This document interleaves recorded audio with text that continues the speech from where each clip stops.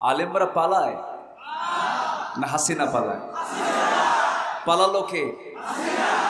2009 সালে আল্লামা সাঈদ রাহিমাহুল্লাহ সর্বশেষ হজ তিনি পালন করেন 2009 সাল। সেই সময় থেকেই ট্রাইব্যুনাল গঠনের পরিকল্পনা, রাষ্ট্রীয় হত্যার মধ্য দিয়ে তাকে কেমনে শেষ করা যায় এই চেষ্টা তারা চালাচ্ছিল। সেই সময় কিন্তু তিনি দেশের বাইরে ছিলেন। তাকে অনেকে পরামর্শ দিয়েছিলেন যে দেশের অবস্থা তো খারাপ, আপনি এই দেশেই থেকে যাবেন। তাকে এমন বহু দেশ ছিল তাকে নাগরিকত্ব দিতে পারত, এমন বহু দেশ ছিল কি ছিল না? উনি বলেছেন না, আমার দেশ, আমার মাটি, আমি আমার দ্বীনি ভাইদেরকে রেখে আমি পালিয়ে থাকবো বাহিরে, এটা আমার দ্বারা সম্ভব নয়। তাহলে আলেমরা পালায় না হাসিনা পালায়? পালালো কে? কত না সাহস দেখালো, কত না দাম্ভিকতা দেখালো। আল্লাহ তাআলা ফেরাউনকে পানিতে চুবিয়ে মেরেছেন, নমরুদকে ন্যাংরা মশা দিয়ে বিদায় করেছেন।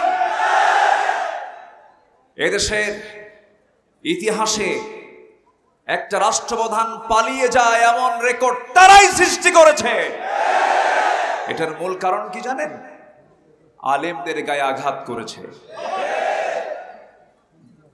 তবে আশাদ্দুন নাস বালাউল আম্বিয়া সুম্মাল আমসাল ফাল আমসাল, যুগে যুগে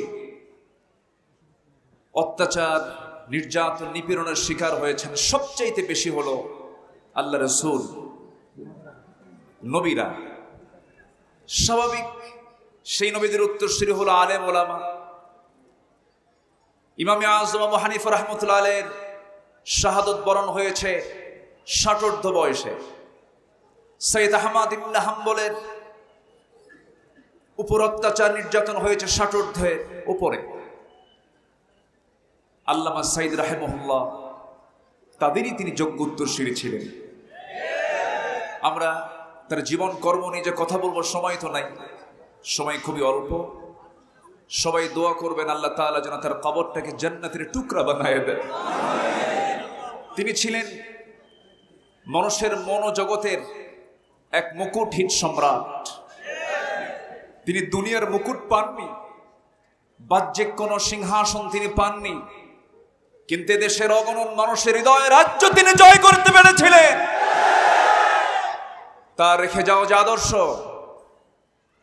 তার মাথা থেকে পা পর্যন্ত তার গোটা দিলটা কাঁদত শুধু একটাই, তার ফিকির জিকির শুনেছে, সেটা হচ্ছে আন আকিমুদ্দীনা ওয়ালা তাতাফাররাকু ফীহি লিইয়ুযহিরাহু আলাদ-দীনি কুল্লিহি ওয়া কাফা বিল্লাহি শাহীদা।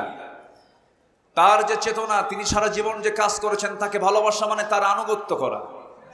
আসুন তার রেখে যাওয়া আদর্শকে, ওয়া ইয়াবতাগি গায়রাল ইসলামি দীনান ফালান ইউকবালা মিনহু, দিন হিসাবে একমাত্র ইসলামকে গ্রহণ না করলে তার কোন আমল কবুল করবেন না। তিনি কে? আসুন যে দলের সাথে ইসলামের সম্পর্ক সেই দল আমরা করি, যে দলের সঙ্গে ইসলামের সম্পর্ক নাই সেই দলের নেতাদের মুখে আমরা জুতা মারি। আল্লাহ পাক সবাইকে কবুল করুন।